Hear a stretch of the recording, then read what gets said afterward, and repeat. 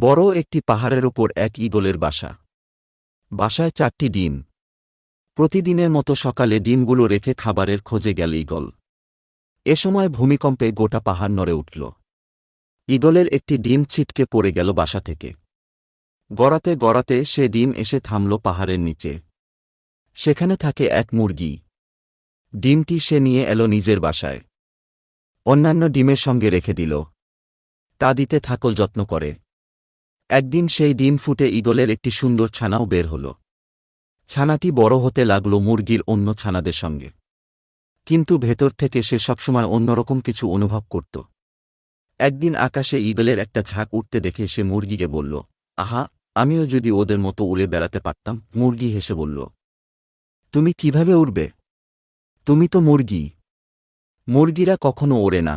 ছানাটি মাঝে মাঝেই ঈগলদের উড়ে বেড়াতে দেখত আর স্বপ্ন দেখত সে